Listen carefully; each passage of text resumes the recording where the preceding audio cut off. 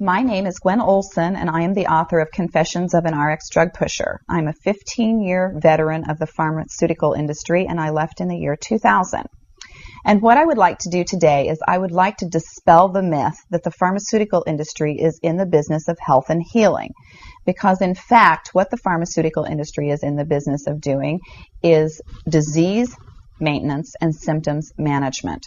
They are not in the business to cure cancer, to cure Alzheimer's, to cure heart disease, because if they were, they would be in the business of putting themselves out of business, and that in fact doesn't make sense. I don't want people thinking that I am a conspiracy theorist, because in fact there is no theory behind what I'm telling you. It's all provable. And what I'm saying is provable is that the pharmaceutical industry doesn't want to cure people. You need to understand, specifically when we're talking about psychiatric drugs in particular, that these are drugs that encourage people to remain customers of the pharmaceutical industry. In fact, you will be told if you're given a drug such as an anxiolytic or an antidepressant or an antipsychotic drug that you may be on the drug for the rest of your life. And very frequently people find that they are on the drugs for a very long period of time, if not permanently, because they're almost impossible to get off of. Some of them can have very serious withdrawal symptoms, and most of them can have extremely serious withdrawal symptoms if they're stopped cold turkey, but some people even experience withdrawal symptoms when they try to titrate or they try to eliminate the drug little by little, day after day. So it's really important to understand the motivation behind all of the current maintenance drugs that are on the market, even, for example, drugs such as cholesterol-lowering drugs. And what we are in fact finding now is that cholesterol drugs are lowering cholesterol excessively and causing other disease states as a consequence. So you need to be careful about trying to take drugs in order to remain healthy, because you're never going to have anyone come to you and tell you that the drugs are always tried against a placebo in clinical trials. What a placebo is a sugar pill. And in fact, many drugs are not found to be much more efficacious than the sugar pill.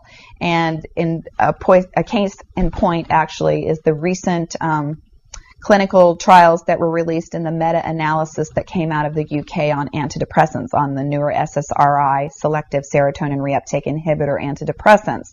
And what was found was the information that activists and other researchers have known for decades, was that antidepressants are no more effective than placebo, no more effective than sugar pills. But yet there are over 44 million people that have been taking these antidepressants, and a large number of them people that have mild to moderate depressive episodes. In fact, they prove that the antidepressants were not effective in anyone, with the exception of some of the most severely depressed patients.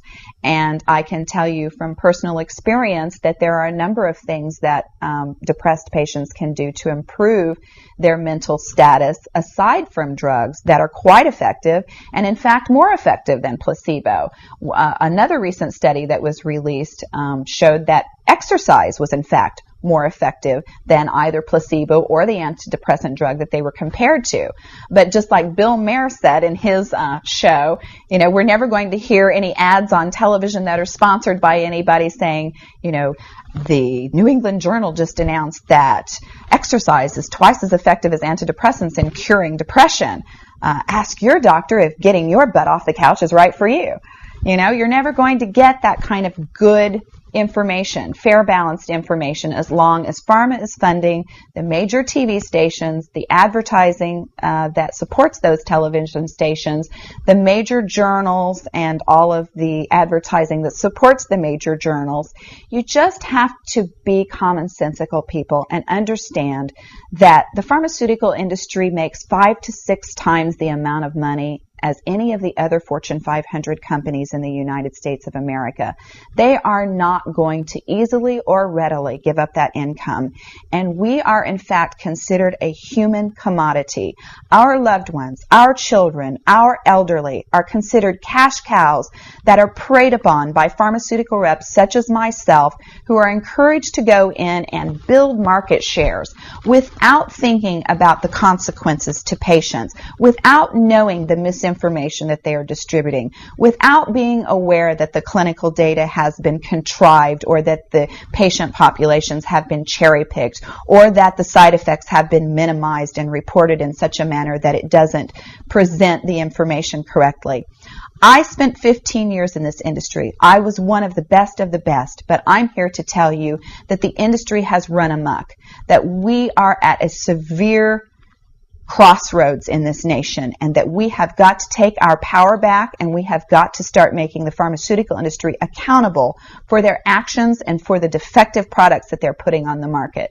It won't be long before every American is affected by this disaster, and we need to be aware of what the differences are between diseases, between disorders, and between syndromes. Because if it doesn't have to be scientifically proven, if there are no tests, if there are no blood tests, CAT scans, urine tests, MRIs, if there is nothing to document that you have a disease, then you in fact do not have a disease, you have a disorder, and it has been given and has been diagnosed pretentiously, and you need to get yourself educated and understand that there are options, and those options are much more effective than drugs. You need to look into the nutritional aspects of your diet and your lifestyle aspects. Are you exercising? Are you taking care of yourself in the ways that you need to be proactive about your health? Because once you start down the road of taking one prescription drug on top of the other, you will be a lifelong customer for the pharmaceutical industry, and your choices will be truncated. So I would like to ask you to please self-educate, be proactive, and share the information with others. The next victim could be someone that you love. Thank you.